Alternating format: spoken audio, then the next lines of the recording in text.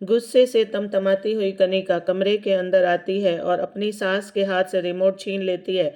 सास कहती है, बहू यह क्या तरीका है, मेरे हाथ से रिमोट छीन लिया, जरा भी तमीज नाम की चीज नहीं है तुम्हारे अंदर। कनिका कहती है, हाँ नहीं है, पूरे दिन बैठकर आप बस अपने ही पसंदीदा प्रवचन देखती रहती हैं। इस टीवी पर मैं तो कभी कुछ देख नहीं पाती हूँ। यह टीवी मेरे मायके से आया है, इस पर मेरा हक है। अब मेरे सीरियल का टाइम हो रहा है, इसलिए अब मैं टीवी देखूंगी। बहू कनिका की दो टूक सुनकर समिता जी हैरान हो गई, बिल्कुल सुन रह गई। उन्हें विश्वास ही नहीं हो रहा था कि 4 दिन की आई बहू इतनी बुरी तरह से जवाब देगी। समिता लगातार हैरानी से कनिका का मुंह देखे जा रही थी, लेकिन कनिका को तो जैसे इस बात का कोई फर्क ही नहीं पड़ रहा था कि उसकी बातों से समित जी पर क्या असर हुआ है। ऐसे उसे एहसास नहीं था, वह अपना लापरवाही से सीरियल देखने में मस्त थी। समिता जी को इससे पहले पूरी जिंदगी में कभी भी इतनी बदतमीजी का एहसास नहीं हुआ था जितनी बदतमीजी आज उनकी बहू ने उनके ही घर में कर दी थी। बहू की बेपरवाह और बदजबानी से समिता जी की आंखों में आंसू आ गए। वह चुपचाप उठकर अपने कमरे में चली गई। कनिका की हरकतें उनकी आंखों के सामने बार बार आ रही थी कि कैसे बहू ने दावे के साथ टीवी पर रिमोट छीन लिया। शायद इसलिए कि यह उसके दहेज का टीवी था, उसके मायके से वह लाई थी। तभी तो कनिका ने रिमोट छीनने से पहले एक बार भी नहीं सोचा, और यह कोई नया नहीं था। आए दिन कनिका ऐसी ही करती थी। गलती से अगर कोई कनिका के कमरे में जाकर बैठ जाता तो वह तुरंत एसी बंद कर देती थी, यह कहते हुए कि दिन रात एसी चलेगा तो खराब हो जाएगा, जिसके चलते परिवार का कोई भी सदस्य कनिका के कमरे में नहीं जाता था। एक सप्ताह के बाद कनिका की पहली मैरिज एनिवर्सरी थी। कनिका ने अपने पति अंकित से कहकर एनिवर्सरी को खूब धूमधाम से मनाने का प्लान बनाया। इसके लिए सभी रिश्तेदारों को बुलाया। कनिका के मायके से उसकी बहन भाभी सब लोग आने वाले थे। समिता जी की बेटी भी भैया भाभी की एनिवर्सरी में बड़ी खुशी खुशी 4 दिन पहले मायके आ गई थी। इसका एक छोटा सा बेटा था। गर्मी बहुत ज़्यादा पड़ रही थी। जून का महीना था। ललिता ने सोचा कि बेटे को भाभी के कमरे में सुला देती हूँ, वहाँ एसी चलता है तो थोड़ी ठंड रहेगी और बच्चा आराम से सो जाएगा। लेकिन जैसे ही वह अपनी भाभी के कमरे में अपने बेटे को सुलाने के लिए जाती है, कनिका उसे तुरंत रोक देती है। अरे नहीं नहीं दीदी, बच्चा छोटा है, मासूम है, उसे पता भी नहीं चलेगा कि उसने कब बेड गीला कर दिया, पूरा गद्दा खराब हो जाएगा। इतना महंगा, इतना भारी गद्दा है, फिर धूप में सुखाना भी मुश्किल हो जाएगा। एक काम करिए, मैं माँ जी के कमरे में कूलर लगा देती हूँ, आप इसको वहीं सुला दीजिए। कनिका की बातें सुन ललिता एकदम से हक्की बक्की खड़ी रह गई। उसे समझ में नहीं आया कि वह अब क्या बोले। ना मुंह से बोल निकल रहा था और ना दिल और दिमाग काम कर रहा था। उसे बिल्कुल विश्वास ही नहीं था कि भाभी इतनी बुरी तरह से उसे टोक देगी। साल में जब बेटी थोड़े दिन के लिए मायके आई हो और उसे ऐसा व्यवहार मिले तो स्वाभाविक है कि उसे रोना तो आएगा ही। कनिका के सामने तो नहीं, लेकिन अपनी माँ समिता के सामने जाकर वह रो पड़ी। माँ, भाभी यह कैसी बातें कर रही है। मेरे यहाँ ससुराल में तो मेरे कमरे में मेरी नंद आती जाती रहती है, सामान भी रखती है, बच्चे भी खेलते रहते हैं, लेकिन मैं तो कभी उनके साथ ऐसा व्यवहार नहीं किया। समिता जी अपनी बेटी से कहती है कि मुझे विश्वास नहीं था कि तुम्हारे साथ भी ऐसा करेगी। कहते हुए समिता जी ने सारी बातें बताई। सब कुछ जान कर सुनकर ललिता ने कहा, माँ आप भैया से क्यों कुछ नहीं कहती हैं। समित स्मिता जी कहती हैं, क्या बोलूं बेटा, दिन भर का थका हारा ऑफिस से आता है, उसका दिमाग खराब क्यों करूं। मैं एक बोलूंगी वह 10 बोलेगी, इससे अच्छा है कि शांति से पड़े रहो घर में। लेकिन कनिका मेरे साथ जो करती थी वह तुम्हारे साथ भी ऐसा करेगी। मुझे विश्वास नहीं हो रहा। माँ, अब कुछ भी हो जाए मैं भाभी के कमरे में कदम भी नहीं रखूंगी। बिल्कुल बेटा, बिल्कुल भी मत रखना। यह कुछ ज्यादा ही पढ़ी लिखी और आज के जमाने की है। इसके बाप ने कुछ ज्यादा ही दहेज दे दिया है। जो उसे दहेज की आड़ में यह रिश्ते, संस्कार, परिवार सब कुछ भूल गई है। बस उसकी एनिवर्सरी अच्छे से एक बार निकल जाए, इसके बाद मैं अंकित से बोलती हूँ। माफ़ी तो उसे तुझसे मांगनी ही पड़ेगी। जाने दो माँ, फालतू में मैं ही बुरी बन जाऊंगी कि नंद ने घर में आकर आग लगा दी है। वैसे भी मुझे बस तुमसे ही मतलब है। मुझे पहले से यह पता होता कि भाभी का व्यवहार ऐसा है तो मैं कभी भी उनके कमरे में नहीं जाती। बेटी के आंसू देख समिता जी को बहुत दुख हुआ। गुस्सा तो बहुत आ रहा था कि वह जाकर कनिका को अच्छे से समझा दे, लेकिन आज शाम को ही कनिका के मायके वाले भी आने वाले थे, क्योंकि कल उसकी मैरिज एनिवर्सरी है और घर में लड़ाई झगड़ा ना हो, रिश्तेदारों के सामने माहौल खराब ना हो। इज्जत की बात है। बहुत सोच समझ कर खून का घूंट पीकर रह गई समिता जी। शाम के वक्त अपने मायके वालों को अपने घर देखकर कनिका के चेहरे की खुशी देखते ही बन रही थी। इतनी खुश तो वह कभी भी ललिता को देखकर नहीं हुई थी, जबकि ललिता साल में मुश्किल से एक हफ्ते के लिए ही आती थी। फिर भी नंद और अपनी बहन भाभी में बहुत अंतर होता है। समिता जी भी चुपचाप कनिका को ही देखे जा रही थी। ललिता उनके बगल में बैठी थी। बोली, माँ, अब भाभी का कमरा गंदा नहीं हो रहा, देखो उसके बेड पर कैसे उनके मायके से आए हुए बच्चे कूद रहे हैं, पानी गिरा रहे हैं, चिप्स खा रहे हैं। अब इन्हें कोई परवाह नहीं है। सारी दिक्कत बस मेरे मासूम से बच्चे को सुलाने से ही हो रही थी। समिता जी सब कुछ अपनी आंखों से देखे जा रही थी। छोटे छोटे बच्चे थे, कोई तकिया उठाकर फेंक रहा था, कोई बेड पर बैठकर खा रहा था, तो कोई पानी गिरा रहा था। पर एक बार भी कनिका बच्चों से यह नहीं कहती है कि बेड गंदा ना करो या गंदगी ना फैलाओ। आप उसे सब कुछ मंजूर हो गया था। उसे कोई फर्क नहीं पड़ रहा था। मायके वालों को पाकर वह अपने आप में इतनी बिजी हो गई कि उसने एक बार भी ललिता और समिता को पूछा नहीं। समिता तो चलो घर पर ही रहती थी, लेकिन ललिता तो कभी कभी आती थी। कभी अपने नंद के साथ बैठकर बातें नहीं की, यहाँ तक कि कभी ललिता से सीधे मुंह बात नहीं की। और अभी देखो, उसकी हंसी रुकने का नाम नहीं ले रही। यह सब देखकर ललिता दुखी हो रही थी। समिता जी की बेटी के मन की हालत समझ रही थी। मजबूर थी, अभी कुछ कह नहीं सकती थी। समिता जी उनकी एनिवर्सरी खत्म होने का इंतजार कर रही थी। अगले दिन अच्छे से धूमधाम से कनिका और अंकित की एनिवर्सरी मनाई गई। मेहमानों का आना जाना, खाना पीना सब कुछ बहुत अच्छे से हो गया था। सारे मेहमानों के जाने के बाद अचानक रात में ही कनिका ने अपनी दीदी और भाभी के साथ अगले दिन घूमने का प्लान बना लिया। सुबह उठते ही अंकित ऑफिस चला जाता है। कनिका को भीड़ की वजह से अंकित को बताने का मौका नहीं मिला, इसलिए उसने ऑफिस में फ़ोन करके अंकित से बोल दिया, अंकित थोड़ा जल्दी घर आ जाना, आज हम सब लोग घूमने चलेंगे। अंकित ने भी हाँ बोलकर हाफ डे लेकर घर आ गया। घर में सबसे पहले घुसते ही उसकी माँ का कमरा था।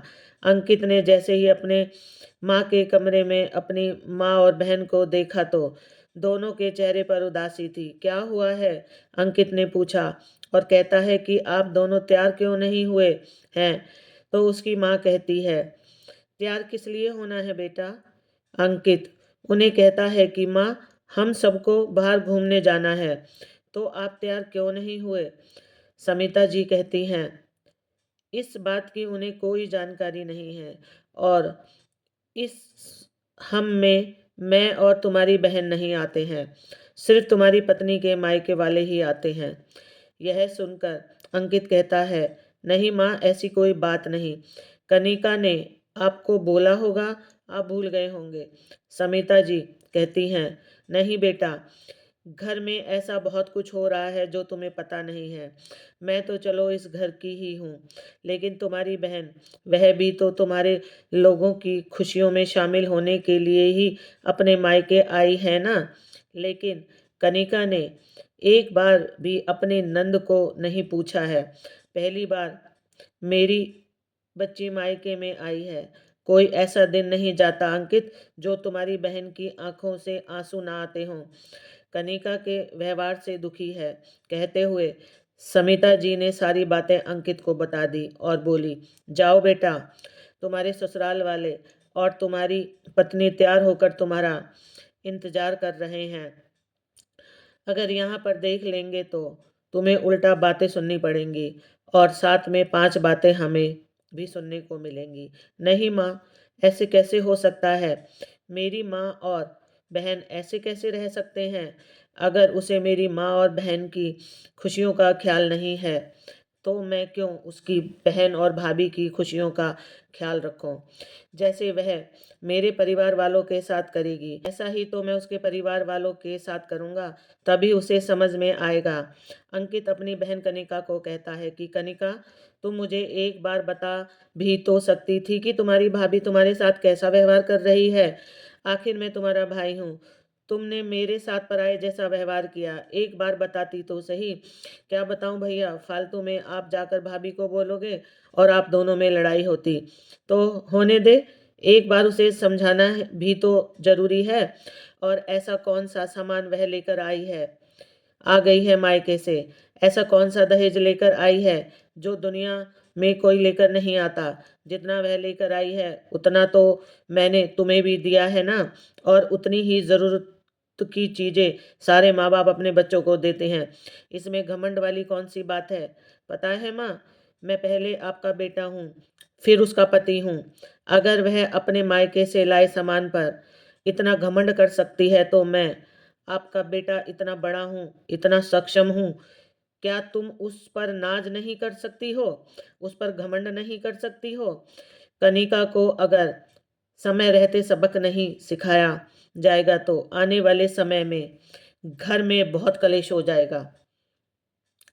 माँ, तुम्हारे लिए भी खराब होगा और मेरे लिए भी खराब होगा।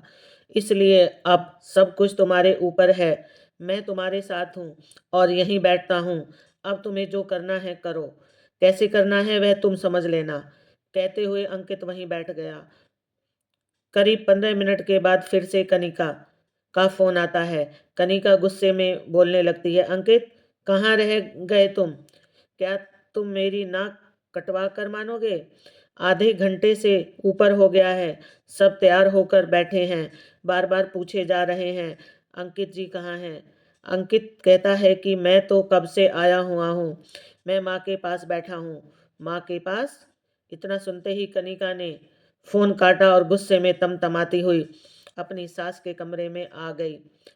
वाह, अंकित माँ की गोद में सिर रखकर लेटा हुआ था। अंकित को आराम से लेटे हुए देख कनिका गुस्से से बोलती है, अंकित, यह क्या मजाक है? तुम्हारे पास अकल नाम की कोई चीज है? मैं यहाँ पागलों की तरह तुम्हारा इंतजार कर रही हूँ। सब लोग मुझे बार बार पूछ रहे हैं और तुम आराम से यहाँ अपनी माँ की गोद में पड़े हुए हो। अंकित अपनी माँ की ओर देखता है। बहू, तुम अंकित को इतना क्यों बोल रही हो? माँ जी, मैं आपसे बात नहीं कर रही हूँ, अभी बहस करने का बिल्कुल मेरा मूड नहीं है। मैं अपने पति से बातें कर रही हूँ। आप चुप रहिए। बहू, यह तुम्हारा पति होने से पहले मेरा बेटा है। तुम्हारे मायके से आया कोई टीवी, फ्रिज, कूलर नहीं है जिस पर तुम अपना दावा दिखा सकती हो। मायके के हर सामान पर दावा दिखाती हो। मैंने कभी कुछ नहीं कहा, लेकिन अंकित अंकित पर तुम दावा नहीं दिखा सकती हो। यह तुम्हारे मायके से नहीं आया है, यह मेरा बेटा है। इस पर मेरा भी हक है, जैसे तुम अपनी किसी चीज को छूने नहीं देती हो। सब कुछ तुम्हारे हिसाब से रहता है, वैसे ही मेरा बेटा भी है और मेरा बेटा मेरे हिसाब से रहेगा। माँ जी, प्लीज आप अपना ड्रामा बाद में कर लेना। आप लोगों को ड्रामे के चक्कर में मैं अपनी बेइज्जती नहीं करवा सकती। अंकित जल्दी से खड़े होकर फटाफट चलो, सब तुम्हारा इंतजार कर रहे हैं। नहीं बहू, अंकित कहीं नहीं जाएगा, बोला ना मैंने। यह अभी भी मेरे पास है, मेरी गोद में सिर रखकर सोया है, मेरा बेटा है और जो मैं कहूँगी वैसा ही करेगा। तुम्हें अपने मायके वालों के साथ घूमने जाना है तो बेशक जाओ, मेरा बेटा नहीं जाएगा। वह थका हारा घर वापस आया है। सास की बातें सुन कनिका अपने पति अंकित को घूरने लगती है। अंकित, तुम चलते हो या नहीं? कनिका, मेरी भला इतनी हिम्मत कि मैं अपनी माँ के फैसले के आगे कोई फैसला कर सकूं? तुमने सुना नहीं माँ ने क्या कहा? मैं तुम्हारे दहेज का सामान नहीं, अपनी माँ का बेटा हूँ, इसलिए वह जैसा कहेंगी मैं वैसा ही करूँगा। तुम्हें तुम्हें अपने बहन और भाभी को घुमाना है तो तुम लेकर जाओ। मुझे अपनी माँ और बहन को घुमाना है, उन्हें मैं लेकर जाऊंगा। अब कनिका बुरी तरह से फंस गई थी। उसे समझ में आ गया था कि यह सब लोग मिलकर उसकी खिंचाई कर रहे हैं। गलती तो कनिका ने की ही थी, पर आ गई थी। अगर अंकित घर में रहकर दीदी और भाभी के साथ नहीं गया तो मायके में कनिका की क्या इज्जत रह जाएगी। कनिका इस समय जिस हालत में थी, ना जोर से चीख सकती थी ना गुस्सा कर सकती थी, क्योंकि बगल के कमरे में ही उसके मायके वाले बैठे थे। अगर उन लोगों ने सुन लिया तो वह अपने मायके वालों को क्या जवाब देगी। अब बात कनिका की इज्जत पर आकर रुक गई थी। जब उसने गुस्से से डराकर धमका के सबके तरह से अंकित को मना कर देख लिया, लेकिन अंकित नहीं माना तो आखिरकार हार गई और मजबूरी में अपनी इज्जत बचाने के चक्कर में हाथ जोड़कर रहती है। अंकित, प्लीज ऐसा मत करो, मेरी इज्जत का सवाल है। मैं क्या मुंह दिखाऊंगी अपने मायके वालों के सामने, और मेरी भाभी भी है, कल को वह ताने भी दे सकती है। प्लीज समझो। मैं समझ रहा हूँ कनिका, लेकिन तुम्हें भी तो समझना पड़ेगा। मेरी बहन भी है, वह बेचारी साल में 4-5 दिन के लिए आती है, और अभी तो फिलहाल मैं तुम्हारी एनिवर्सरी के लिए आई थी, तुम्हारी खुशी में शामिल होने के लिए। कम से कम इस समय तो तुम उसको थोड़ा सामान दे देती। यहाँ तक कि तुम उसके छोटे से मासूम बच्चे को अपने बेड पर सुलाने से मना कर देती हो। तुम्हारा कमरा गंदा हो जाएगा, और अब जब तुम्हारे भाभी और दीदी के बच्चे कूद रहे हैं, तब तुम्हारा कमरा गंदा नहीं हो रहा है। अंकित के मुंह से सारी बातें सुनकर कनिका समझ गई थी कि माँ बेटी ने सारी बातें अंकित को बता दी हैं। अंकित का गुस्सा देखकर कहीं कनिका का डर जाती। अब वह करे तो क्या करे। अगर अंकित का गुस्सा और बढ़ गया और कनिका के ऊपर चिल्लाने लगा तो बगल के कमरे में उसके मायके वाले सब कुछ सुन लेंगे। ऐसे में तो उसकी इज्जत ही चली जाएगी। आखिरकार कनिका हार कर मायूस होकर अंकित से कहती है, अंकित, मेरी भाभी और दीदी को क्या बोलूंगी? कनिका का उतरा हुआ चेहरा देखकर अंकित ने कहा, कनिका, तुम्हें एहसास हो रहा है ना, मैं तुम्हारी बहन है, भाभी है, बात समझ सकती हैं, लेकिन फिर भी बात तुम्हारी इज्जत पर आ गई ना।